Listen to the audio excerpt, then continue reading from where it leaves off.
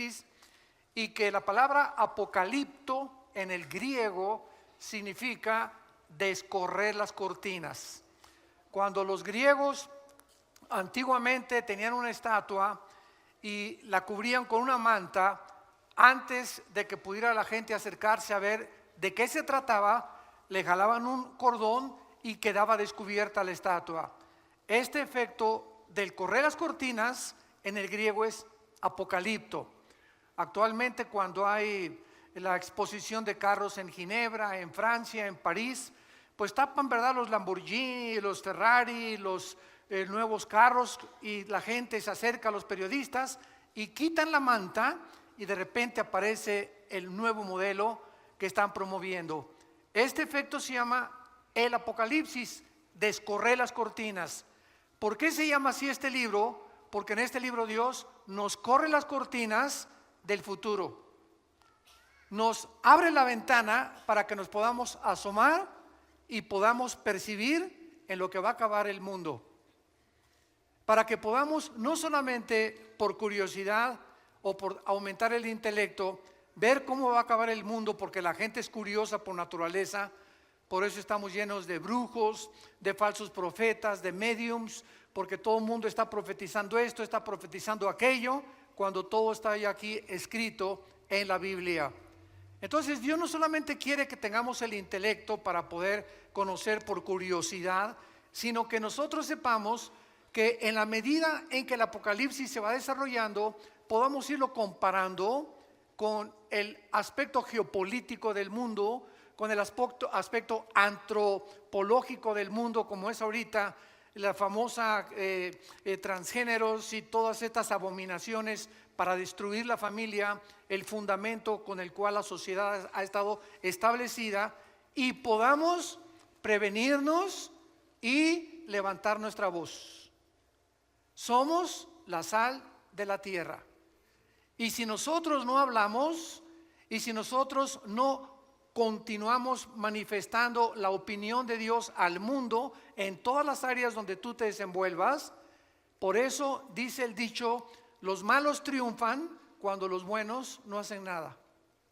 Entonces quedarnos callados es hacernos cómplices de la maldad del mundo. Fíjate lo que te estoy diciendo. Y si tú eres cristiano, tú eres la sal de la tierra. Y cuando la sal pierde su sabor, dice en Mateo capítulo 5 el Señor Jesucristo, no sirve más que para ser pisoteada por los demás. El día que nosotros perdamos nuestro sabor y perdamos nuestro testimonio, no sirves para nada. Y la misión por la cual Dios nos llamó para poder realmente bendecir al mundo es para que evitemos hablando, comunicando, predicando, testificando el evangelio de la gracia de Dios, e impidamos que la corrupción del mundo continúe avanzando con la velocidad que actualmente lo está haciendo. Hemos llegado a un grado donde ya es normal, y ese es el peor de los niveles a los que una sociedad pueda llegar, a donde nos acostumbremos que lo que el mundo está aceptando es normal. Pero lo que más me impresiona de todo esto, con el mensaje que vamos a ver de Sardis en el capítulo 3 del Apocalipsis, abran sus Biblias ahí, por favor, Apocalipsis 3.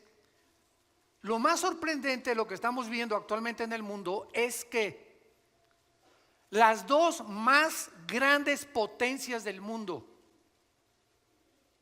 Rusia y la China, están en contra de la ideología de género, están en contra de lo transgénero, están en contra del matrimonio homosexual. Son las dos más grandes potencias del mundo, escuchen ustedes, y son ateas. En China todavía es comunista.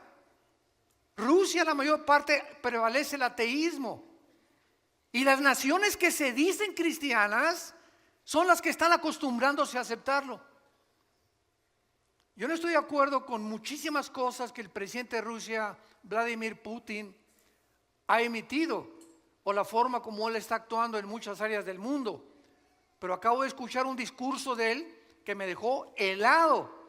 Y dije, estoy 100% en lo que él acaba de decir, criticando a las naciones occidentales de cómo es posible que a los niños los adoctrinen desde niños a tener tendencias con las cuales no nacieron.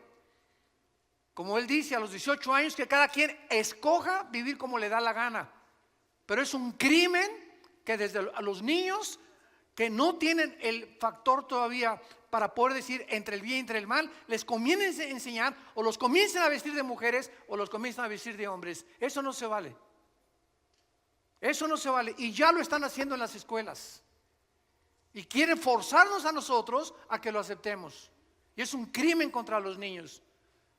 La forma más fácil de destruirlo psicológicamente a una criatura que todavía no forma todavía su forma y su conducta de pensar. ¿Cómo es posible que el mundo esté como esté? ¿Se acuerdan ustedes del libro de Jonás en el capítulo 1? Que él se escapa contra la voluntad de Dios. ¿Y a dónde va Jonás? En dirección opuesta, y se sube al barco donde los marineros que no eran cristianos le dicen a Jonás: pero ¿cómo es posible de que tú puedas hacer esto y esconderte ante esta tormenta? Y los marineros que no eran cristianos le dan ejemplo a José y lo echan a la borda cuando él acepta de que realmente la culpa de la tormenta se debe a él. Y así tenemos cientos de casos en el mundo entero. Y por eso es que nosotros ya debemos de cobrar reacción. El mundo está a punto de irse a una espiral de autodestrucción. Estamos en un mundo demasiado contaminado, demasiado sucio, demasiado perverso y depravado, sobre todo para las generaciones de nuestros hijos y de nuestros nietos. Tenemos que levantar la voz. Tenemos que decir: así dice el Señor. Aquí está la palabra eterna. Los cielos y la tierra pasarán, pero mis palabras, dijo Jesucristo, no pasarán. En este mensaje a la iglesia de Sardis, capítulo 3 del Apocalipsis, versículo del 1 al 6, es una iglesia, o fue una iglesia Sardis, que desde luego representa también a muchas iglesias que han subsecuentemente seguido las mismas características o han mantenido las mismas normas que esta iglesia. Esta es la razón por la cual se nos da este ejemplo de estas 7 iglesias. ¿Saben ustedes que las vastas distancias del espacio interestelar son inimaginablemente intensas? Las estrellas más cercanas a nosotros tienen trillones de kilómetros de distancia, y estas distancias han forzado a los astrónomos y a los astrofísicos a poder sacar una unidad apropiada para medirlo, que se llama el año luz. Un año luz equivale a lo que la luz viaja a 300,000 kilómetros por segundo. Cuando Alberto Einstein sacó su famosa teoría E igual a mc al cuadrado, la energía es igual a la masa por la velocidad de la luz al cuadrado, se determinó desde hace más de, estamos hablando ya casi un siglo, que no hay nada en el mundo más rápido que la luz.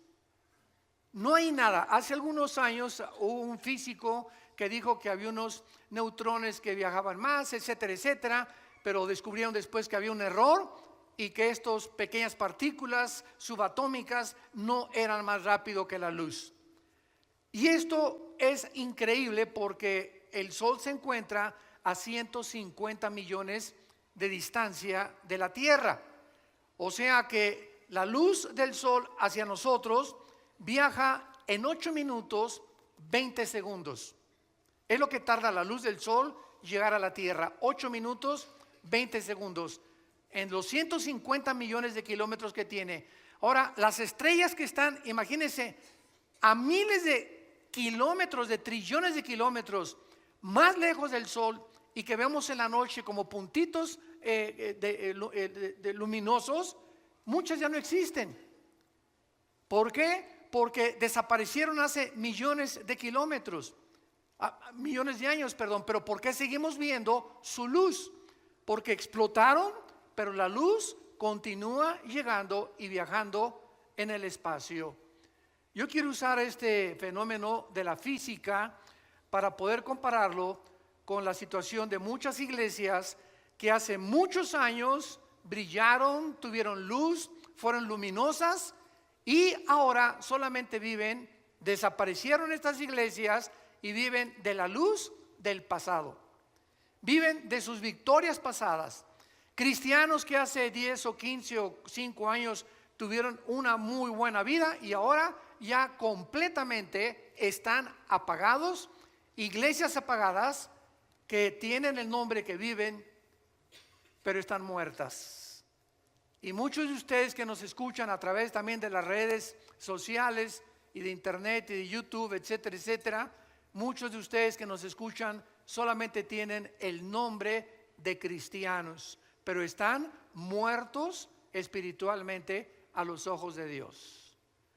Y recordemos algo para comenzar a definir los términos. La palabra muerte, thanatos en el griego, no significa cesación de existencia.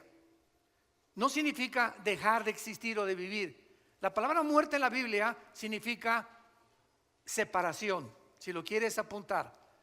¿Quiénes son los muertos espiritualmente? Los que están separados. Están existiendo, pero no tienen una relación viva, dinámica, orgánica con el Señor Jesús.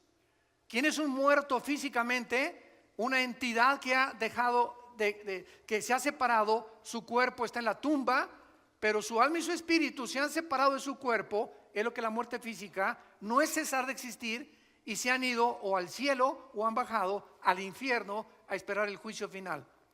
Entonces la muerte física es la separación del cuerpo, del alma y del espíritu. La muerte espiritual es la separación del espíritu, del alma y del cuerpo. Y la muerte eterna es la separación del espíritu, del alma y del cuerpo eternamente de la presencia de Dios. Siguen existiendo, pero están separados eternamente de Dios.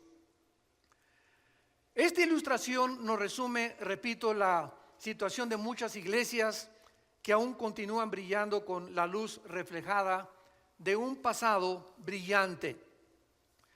Y vemos nosotros de qué forma el mundo va a acabar, dónde va a terminar. Hace algunos días tuve una reunión con varios pastores centroamericanos y me estaban preguntando que cuál era la opinión de nosotros acerca del futuro de la iglesia. Y les dije, bueno, he escuchado desde hace algunos años que han por ahí predicado Argentina para Cristo, Paraguay para Cristo, México para Cristo, España para Cristo. Y les dije yo, ¿de dónde sacaron estas tonterías? Porque en la Biblia no existe nada absolutamente de que una nación entera se vaya a convertir. Esto va a suceder hasta Apocalipsis 22 en el tiempo del milenio. Entonces la Biblia no profetiza ni tampoco nos exhibe que antes que venga Cristo la situación del cristianismo va a mejorar. Al contrario, la Biblia enseña que antes de que Cristo venga viene la apostasía. Segunda de Tesalonicenses 2, 3 y 4, antes que venga el anticristo vendrá la apostasía. Primera de Timoteo 4:1, el Espíritu dice que en los últimos tiempos muchos apostatarán de la fe. Mateo 24:12, el Señor Jesucristo hablando, por haberse multiplicado la maldad, el amor de muchos se va a enfriar. Segunda de Pedro capítulo 2, así como hubo falsos profetas y falsos apóstoles, así habrá en los últimos tiempos falsos apóstoles, falsos profetas que harán mercadería de la gente. Entonces estamos ante un panorama negro. Sin embargo, en medio de esta apostasía siempre habrá un remanente. Siempre habrá en todas las naciones, en todas las iglesias, un pequeño, muy reducido, muy pequeño de verdaderos cristianos. Y a ese pequeño remanente tú eres el que debes de permanecer y pertenecer. Ese es el remanente que Dios va a cuidar, a protegernos de todo lo que viene en el mundo. Como dice aquí en Apocalipsis capítulo 3, versículo 10, por cuanto has guardado la palabra que yo te he dicho, ese mensaje a Filadelfia, te guardaré de la hora de la prueba que ha de venir sobre el mundo. Dios va a proteger a ese remanente. Por lo que, dándonos cuenta de cómo el mundo es tan agresivo y cómo las fuerzas de la naturaleza han atacado al mundo, al planeta Tierra, huracanes, tsunamis, incendios, terremotos, etcétera, etcétera, siempre los ha habido en la historia, pero nunca habían convergido todos juntos, como ahora lo estamos viendo, uno tras otro, uno tras otro, uno tras otro. Solamente esta semana más de 62 terremotos hubo en el mundo, nada más en 7 días. Muchos no se dan a conocer porque fueron de 3 grados, de 4 grados, de 5 grados, van aumentando, etcétera, etcétera. Pero estamos en un mundo convulsionado completamente por las fuerzas naturales de la naturaleza. Entonces, teniendo en cuenta estos factores y estas condiciones, acerquémonos a Dios. Es tiempo que te acerques a Dios con tu familia y con tu matrimonio.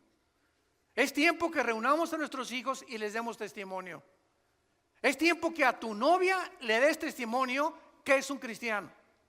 Y no la manosees, no te atrevas a tocarla antes de casarte. Es tiempo que le des a tu novio un testimonio de lo que es una muchacha hija de Dios. Porque ese es el testimonio, como dice Hebreos capítulo 13, alcanzaron por la fe buen testimonio los antiguos. Los testigos que ahí menciona desde Abel, Noé, Enoc, Abraham, etcétera, etcétera. Y este es el testimonio que hace falta actualmente en el mundo que nos rodea. El mensaje a la iglesia de Sardis dice así: escribe al ángel de la iglesia en Sardis, el que tiene los 7 espíritus de Dios y las 7 estrellas, dice esto: yo conozco tus obras, que tienes nombre de que vives y estás muerto. Sé vigilante y afirma las otras cosas que están para morir, porque no he hallado tus obras perfectas delante de Dios. Acuérdate pues de lo que has recibido y oído, y guárdalo, y arrepiéntete. Pues si no velas, vendré sobre ti como ladrón, y no sabrás a qué hora vendré sobre ti. Pero tienes unas pocas personas, ahí está el remanente. Tienes unas pocas personas en Sardis que no han manchado sus vestiduras, y andarán conmigo en vestiduras blancas, porque son dignas. El que venciere será vestido de vestiduras blancas, y no borraré su nombre del libro de la vida, y confesaré su nombre delante de mi Padre y delante de sus ángeles.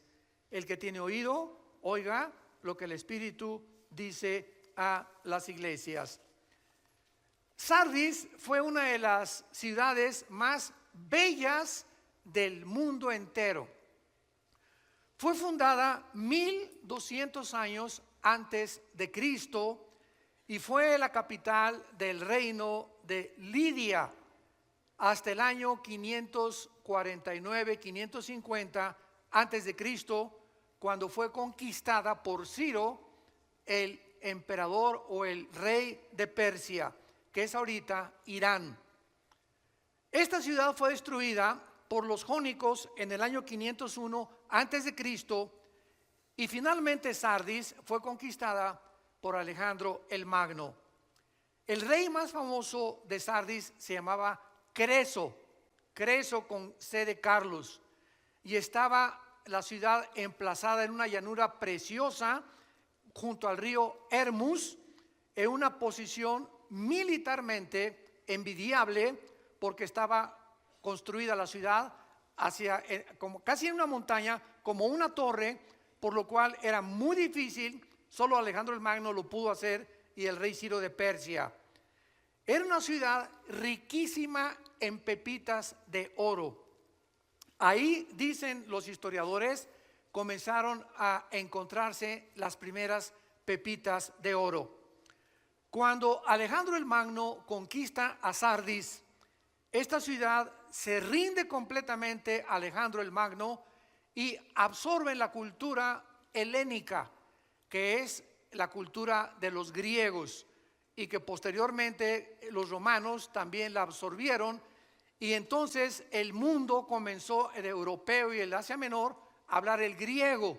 Vean ustedes de qué forma Dios preparó todo esto para que el Nuevo Testamento que tenemos nosotros haya sido escrito ¿en qué idioma original?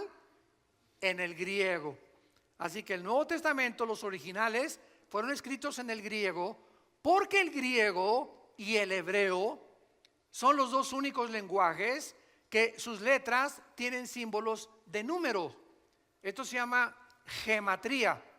Entonces, la B en griego es el 5, la X en griego, ¿no saben?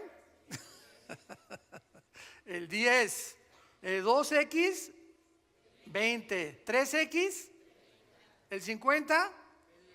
Ah, ¿verdad? Bueno, sí saben griego. Entonces, esta es la razón también, y aparte que las palabras griegas, como las palabras hebreas, tienen 4 o 5 significados. ¿Qué quiero decirles? Por ejemplo, la palabra padre en español, ¿qué significa? Progenitor, ¿no? Pero también significa bonito. ¿Cómo? ¿Qué padre está el cielo? Oye, ¿qué padre vestido traes? ¿Qué le estás diciendo?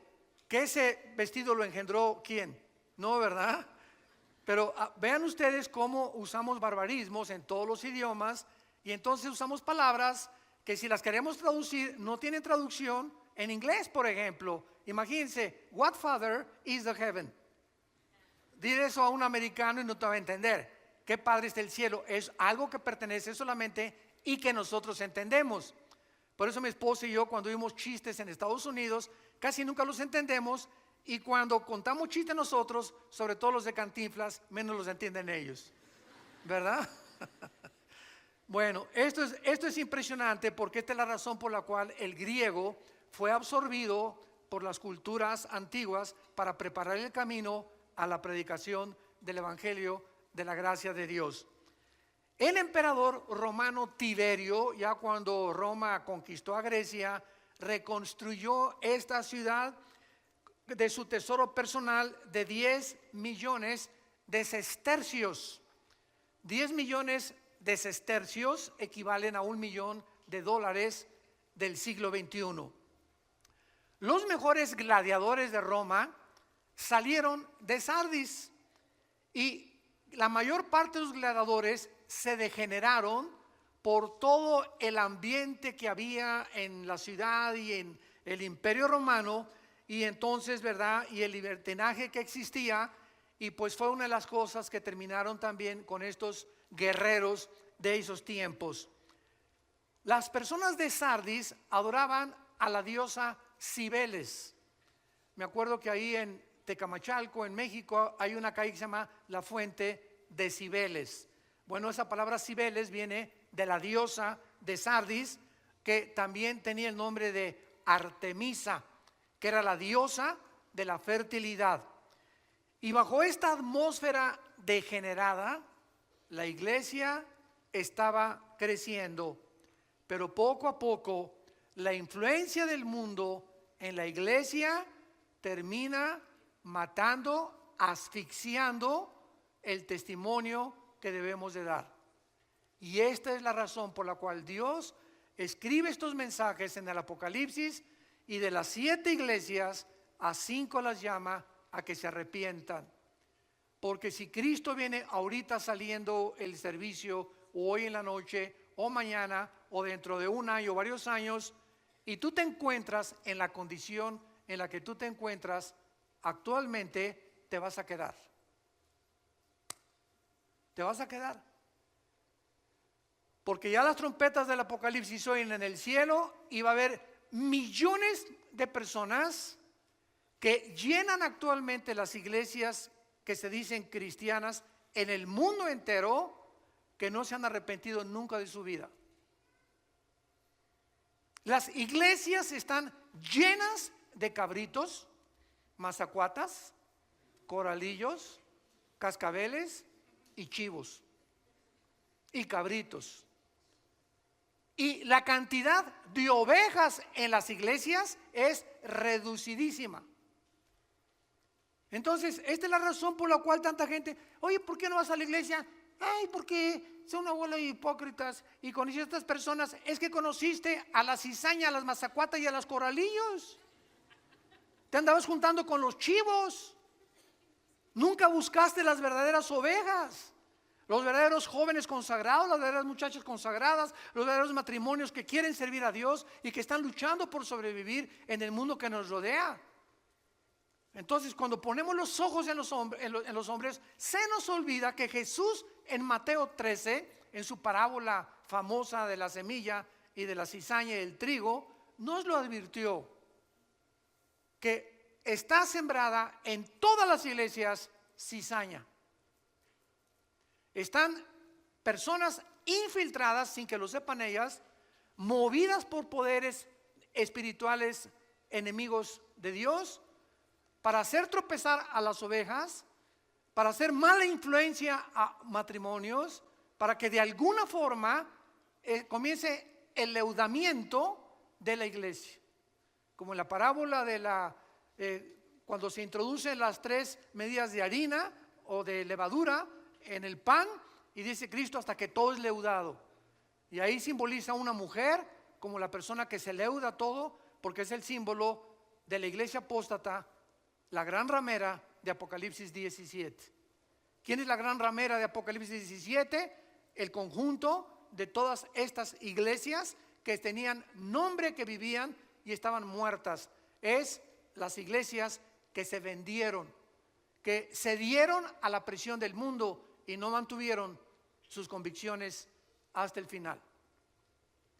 Veamos rápidamente el análisis de esta iglesia que hace Jesucristo. Número 1, el capítulo 3, versículo 1, el mensaje a la iglesia de Sardis, y dice Jesús que Él tiene los 7 espíritus de Dios. El libro del Apocalipsis es un libro casi en su mayor parte de símbolos, porque cuando estudiamos la Biblia, todos nosotros los que estudiamos teología, y tú que eres un estudioso más consciente de la Biblia se interpreta o se puede interpretar de 3 maneras. Se puede interpretar literalmente cuando así nos lo permite la Biblia. Cuando, por ejemplo, dice la Biblia, y María conoció a José, estaban desposados, todo eso es literal. No nos da la Biblia una puerta para que podamos interpretarla. Número 2, figurativamente. Y la Biblia se puede interpretar también proféticamente. Entonces, la interpretación en el Apocalipsis es simbólica, ¿verdad? La mayor parte son metáforas o símbolos. Y cuando dice los 7 espíritus de Dios, el 7 se repite en el Apocalipsis casi 40, 50 veces. Los 7 ángeles, las 7 estrellas, los 7 espíritus. ¿Por qué? Porque en el simbolismo de la Biblia, los números tienen un símbolo o tienen un significado. El 1, la unidad. El 2, el testimonio. Siempre se mandaban a predicar de 2 en 2. El 3, la Trinidad. El 5 es el número de la gracia. El 6 es el número del ser humano. Por eso el anticristo es 6, 6, 6, que es el ser humano elevado a la Trinidad, el ser humano elevado a Dios. El 7 es el número perfecto, es el número completo. Por eso hay 7 días. Nunca se han preguntado, pregúntale a tu maestro ateo, ¿quién inventó la semana de 7 días? Pregúntaselo a cualquier ateo o a cualquier científico. ¿Cómo es posible que se haya definido que el ser humano necesita 6 días de trabajo y todos necesitamos pararnos, detenernos cada 6 días y descansar? De cada 7 días, un día tenemos que descansar. Llámese el lunes, si tú trabajas el domingo en un hotel, pues tu lunes. Pero si no nos detenemos a descansar, el día de descanso, y no tiene que ser el sábado o el domingo para los que la mayor parte tenemos la bendición de no trabajar, pero si no nos detenemos un día a la semana, comenzamos a desgastarnos mental, psicológica y físicamente. el cuerpo humano necesita descanso. Y el día de descanso, olvídate de tus cálculos, de tu trabajo, de tu carpintería, de tu taller, de tu bufete de abogados, de tu consultorio médico. Olvídate de todo. Vete el partido. Bueno, ya hasta ahorita Real Madrid-Barcelona. Va ganando Barcelona 1-0. Pues hay que descansarnos de todo, ¿verdad? Si puedes ir en la tarde al fútbol, ¿verdad? Descansar al parque con tus hijos, con tus nietos, irte el día a un buen restaurante a comer o taquitos ahí en tu casa, pero tratemos de el cerebro, las neuronas, librarnos de la presión de los pensamientos, porque así nos diseñó Dios. 6 días y 1 tenemos que descansar. Muy bien, en Isaías 11, versículo 1 y 2. Veamos qué son los 7 espíritus de Dios, porque no son 7 espíritus, son las 7 manifestaciones que el Espíritu Santo tiene, y que la única persona que ha tenido estas 7 manifestaciones del Espíritu ha sido Jesucristo, el Hijo de Dios. Saldrá una vara del tronco de Isaí, y un vástago retoñará de sus raíces. Está hablando proféticamente 700 años antes de que Cristo naciera el profeta Isaías. Y escuchen lo que dice: y reposará sobre él, o sea, sobre Jesús, número 1, el Espíritu de Jehová, espíritu de sabiduría, inteligencia, consejo, poder, conocimiento y temor de Jehová. Esta es la plenitud del Espíritu Santo. Dichosos aquellos que tienen por lo menos sabiduría, inteligencia, consejo, poder, o que tengas 3 o 4 de estas manifestaciones del Espíritu Santo. Ahora regresamos a Apocalipsis y podemos entender por qué Jesucristo dice el que tiene los 7 espíritus de Dios. O sea, Jesús poseía la plenitud del Espíritu Santo. Y este Cristo santo, glorificado, majestuoso, es el que está enviando un mensaje a un pequeño grupo de cristianos, un remanente en la iglesia de Sardis. ¿Cuál es la acusación? Yo conozco tus obras, que tienes nombre de que vives y estás muerto. Esta iglesia tenía una falsa reputación espiritual. ¿Cuántas personas se dicen a sí mismo cristianas? Volvemos a repetir, pero su verdadera condición, tal vez ante la iglesia tienes cara de San Crisóstomo, tienes la cara de la Rosa de Castilla, de Santa Rita de Casia.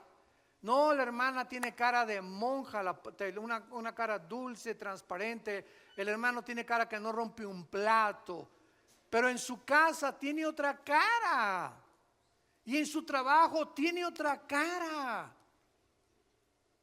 En la psicología se le conoce como los desórdenes múltiples de la personalidad, que no eres de una sola pieza. Y esto es lo que Dios insiste en nuestras vidas. Tenemos que ser de una sola pieza. Así como eres aquí, lo eres aquí en el estacionamiento, y lo eres en tu casa, y lo eres en tu trabajo, y lo eres en el cine, y lo eres a donde quiera que vayas. Eres tú. Y no tienes que ocultarte detrás de máscaras. ¿Por qué? Porque eres de una sola pieza.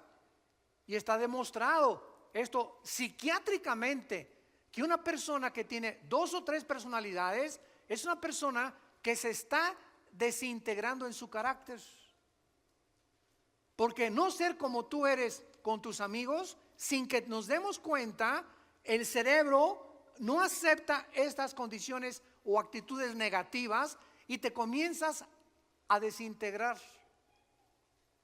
¿Qué me refiero que te comienzas a desintegrar? Tu conducta comienza a desvariar. Comienzas a hacer cosas que ya no son normales, que ya son completamente, muchos antisociales, otras inmorales, pero ya no eres la persona que eres. Y esas cosas que tú haces, no te das cuenta. Este es el engaño más grande del pecado humano. que el pecado endurece y engaña el corazón. Dice Jeremías 17:9, engañoso es el pecado sobre todas las cosas, perverso y engañoso el corazón. Entonces, estas personas llegan a la iglesia y no se han dado cuenta lo que son. Crees que eres y no eres. ¿Por qué lo crees? Porque estás engañado. Si no estuvieras engañado, te darías cuenta de tu verdadera condición. Ahora, ¿a qué venimos a la iglesia? A que se nos corra el velo, a que haya un apocalipsis, a que Dios nos corra la cortina y nos muestre cómo somos. Porque es el mensaje de la palabra de Dios. La palabra de Dios es como una espada de dos filos que penetra y parte el alma y el espíritu y discierne las intenciones y los pensamientos del corazón. Nada más que la exposición a la Biblia nos puede mostrar nuestra verdadera condición delante de Dios. Tus amigos te van a decir una cosa: no, tú te pareces a Sansón. No, que Rambo ni que Rambo, tú eres el papucho de papuchos de Metepec. No, hermana, tú estás bien, ¿verdad? Por aquí, por allá. Todos estamos rodeados de gente que nunca podrán asomarse a nuestro corazón más que Dios. Dichosos los que escuchan y leen las palabras de esta profecía, porque el tiempo está cerca. Déjale a Dios exhibirte, que nos corra realmente las cortinas, que te veas como es, porque Dios nos toca la llaga. Y cuando tú oyes que eso te llega a ti y que te pones el sombrero o el saco porque a ti te está quedando lo que estás escuchando, dichoso seas si hoy te arrepientes. Dichoso seas, bendito seas, que le digas: Padre, yo no quiero ser así, gracias por mostrarme esa cara que estaba engañado que yo tenía, ya no quiero ser así, entiendo que solo tú me puedes cambiar, perdóname, lávame con tu sangre preciosa, Jesús, entra a mi vida como mi Salvador, te necesito, Señor. Dichoso seas si por esa puerta esta mañana tú sales con estas condiciones en tu corazón. Vemos nosotros que esta muerte espiritual está conectada siempre con el pecado. ¿Cuáles son las señales de peligro de una iglesia que se está muriendo? Porque ahorita vemos cantidad de iglesias, repito, por afuera, ¿no? Y lámparas persas y candelabros chinos de Francia. Y parecería pues que es una iglesia próspera, porque ahorita se mide la iglesia por la cantidad de gentes o por la calidad que existe en la construcción, de que es una iglesia próspera.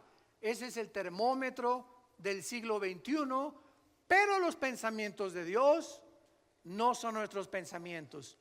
Y no estamos en este momento en contra de que haya iglesias grandes. Gracias a Dios las que son grandes y las que tienen la ventaja de tener un buen recinto. No estamos en contra de eso.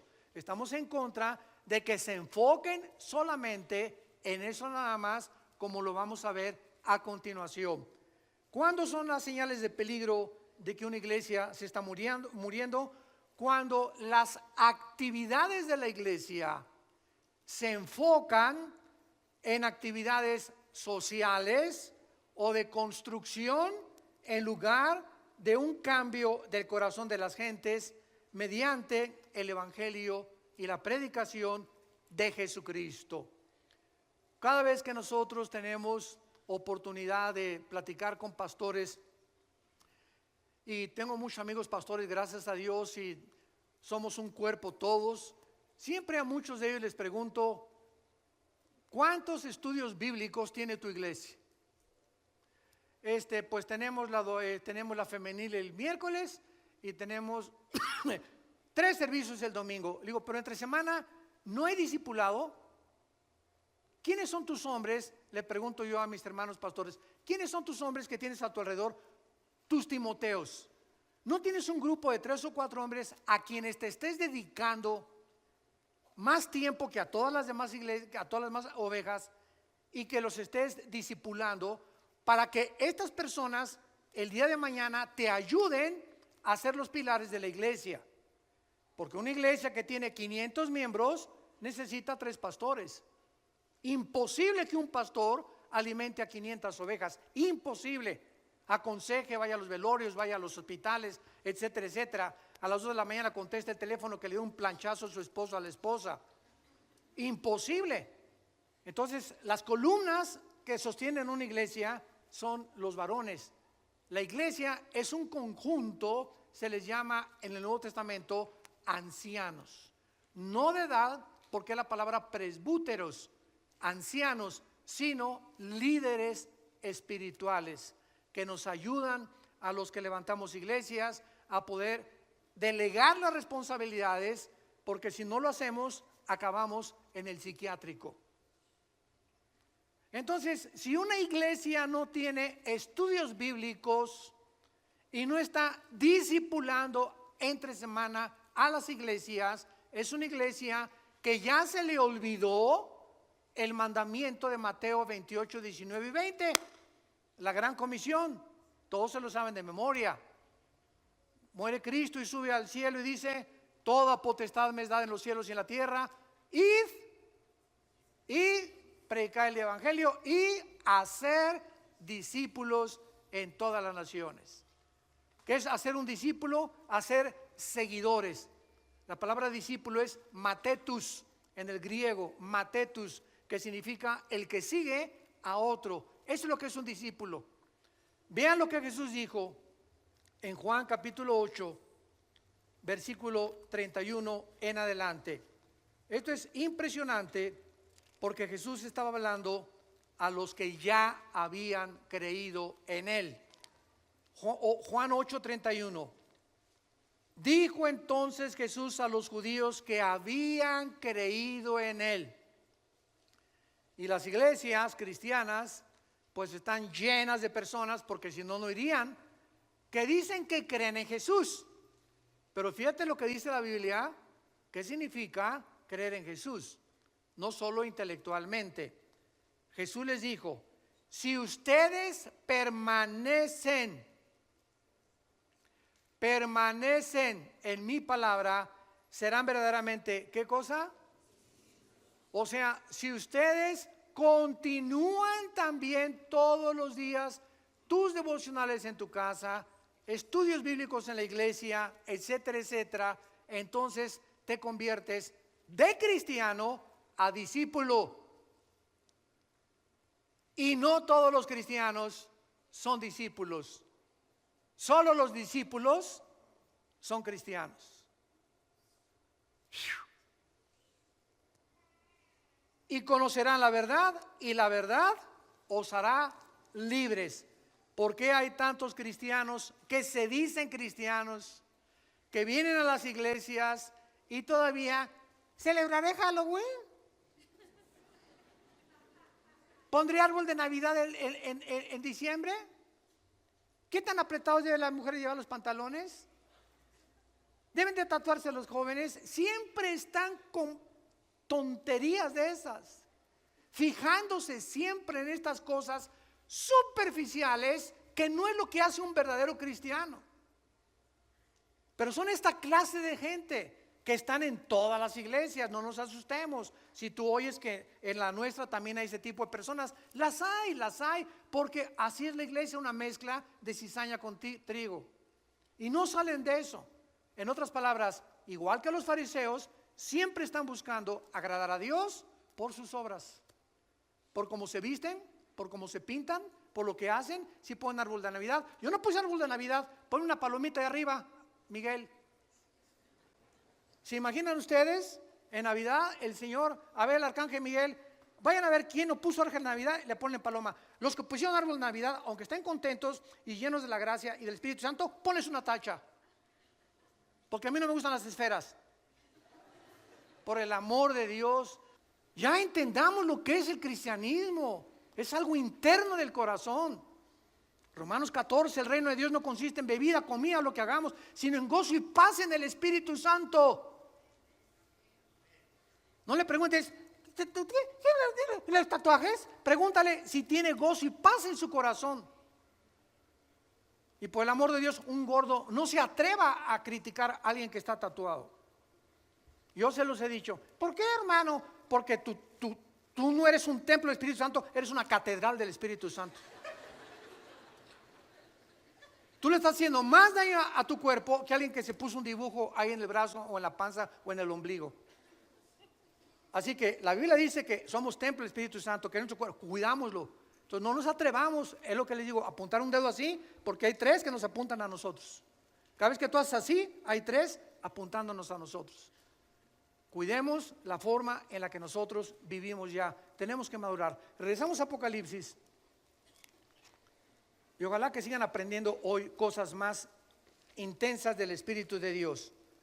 Tienes nombre de que vives y estás muerto. Vemos pues nosotros que hay una fe que puede ser imitada. Hay una fe que puede ser imitada. O sea, hay un arrepentimiento que no es arrepentimiento, es remordimiento. Y veamos nosotros en 2 Corintios capítulo 7 la diferencia entre el remordimiento y el arrepentimiento. 2 Corintios 7, versículo 10. Porque la tristeza que es según Dios, o sea, cuando realmente nuestra tristeza es el fruto de que Dios está trabajando en nuestro corazón, produce arrepentimiento para salvación, de que no hay que arrepentirse, pero la tristeza del mundo produce muerte.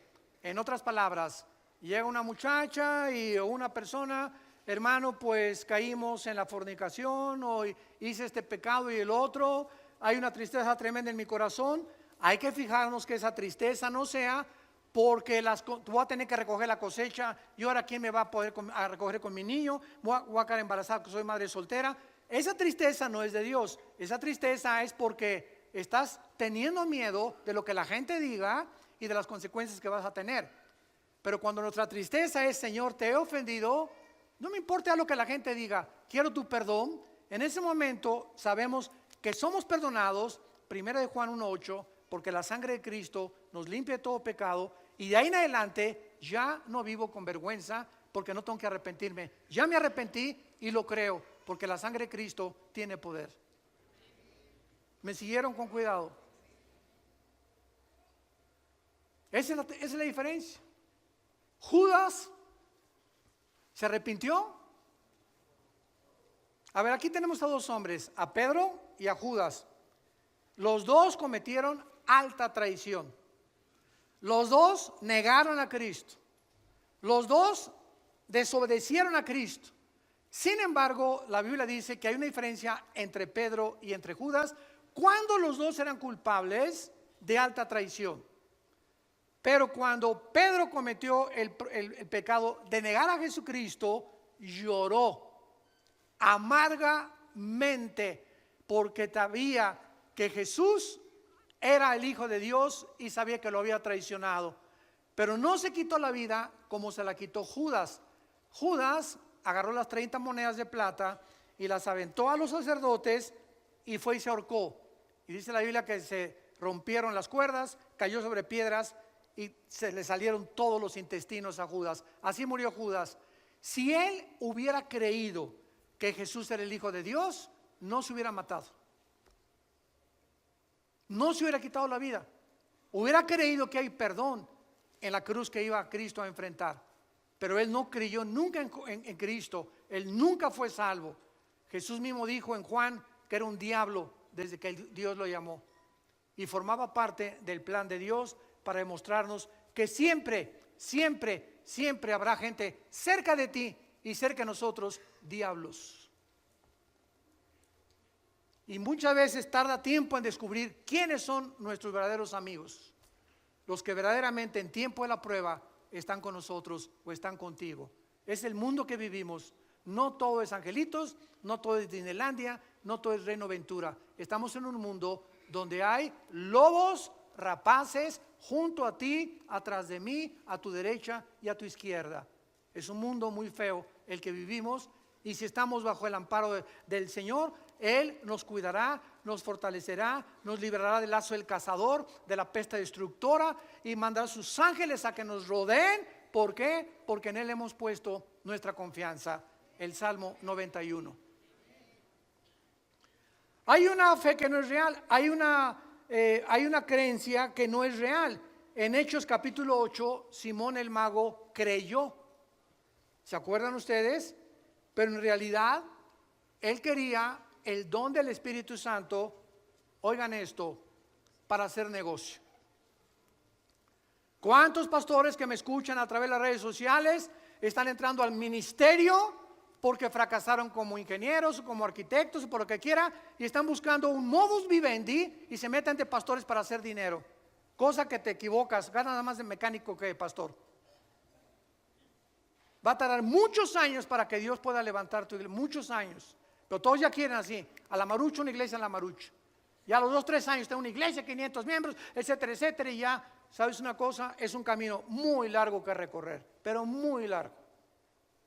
Nosotros los 3 años cuando Dios me llamó al ministerio, estuve 3 años viviendo con indígenas entre Guerrero y Oaxaca, de misionero, durmiendo en el suelo, tapándome en pisos de adobe con periódicos, y mi cojín era un ladrillo envuelto con 3 o 4 periódicos del Excelsior de aquel tiempo, y del Esto, y de la revista Alarma, que también se vendía en aquel tiempo. 3 años, y después 4 o 5 años de muchísimos padecimientos y una pobreza impresionante. Así que no es de la noche a la mañana cuando Dios nos bendice. Dios bendice la perseverancia, y pasan muchos años para que tu corazón sea probado, que tú realmente eres un hombre y una mujer de Dios, y en las pruebas lo vas a manifestar. Hay una santidad que no es real. Joás, el rey de Judá, se recubrió con un manto de santidad irreprochable, ¿verdad? Y Judas, ¿quién más que Judas? ¿Quién se iba a imaginar en la última cena cuando Jesús dice: uno de ustedes me va a traicionar? Nadie de los discípulos ni por acá les pasó que iba a ser Judas el traidor. Estaba tan perfectamente bien disfrazado y camuflajeado que nadie lo pudo saber, pero el Señor conoce los corazones. Hay un amor también que no es real, que solo consiste en emociones. Vivimos tiempos difíciles y hay una humildad también que es falsa. Es una humildad que muchas veces detrás de una capa de modestia y de sencillez se esconde un corazón terriblemente orgulloso. ¿Cómo lo descubres? Muy fácil, cuando te vas a estacionar. Tenemos gente aquí que se llaman de seguridad con su gafete. Por favor, no estacione ahí. ¿Qué no sabes quién soy? Yo no soy de la prole, yo soy pirruris. Por el amor de Dios, ya bájale 5 rayitas. Claro que sí, mi comandante, usted, aunque no traiga, sea policía, lo obedezco porque trabaja para la iglesia, usted sabe lo que está haciendo y obedecemos. En estos pequeños detalles nos damos cuenta cuánto hay dentro de nosotros de orgullo y de falta de humildad. Y no queremos que nadie nos diga nada. ¿Por qué? Tú no sabes quién soy, yo me estaciono donde yo quiero. ¿Te das cuenta? Eso es lo que demuestra el corazón. En los pequeños instantes que Dios te mandó a esa persona para probar tu corazón, ya saliste reprobado. Padre, te damos gracias en el nombre de Jesucristo por tu palabra. Continuaremos, Padre, examinando este mensaje de esta iglesia, donde las condiciones eran deplorables, así como lo es la vida de muchos que se dicen que te siguen y que son cristianos y realmente están muertos, aunque ellos crean que están vivos. Gracias porque la exposición a tus palabras nos desnuda, nos corre completamente las cortinas viciosas que tenemos en el corazón, que nos impiden ver cómo somos ante ti. Recordamos las palabras de David en el Salmo 19. ¿Quién reconocerá sus propios errores? ¿Quién? Oh Dios, le decía David a Dios, muéstrame mis errores escondidos, mis pecados ocultos que yo no puedo ver. Arrepiéntete con todo tu corazón y dile: Jesús, te pido perdón por mis pecados. Creo que en esa cruz pagaste por ellos con tu sangre y te pido que entres a mi vida, porque creo que a los 3 días te levantaste de los muertos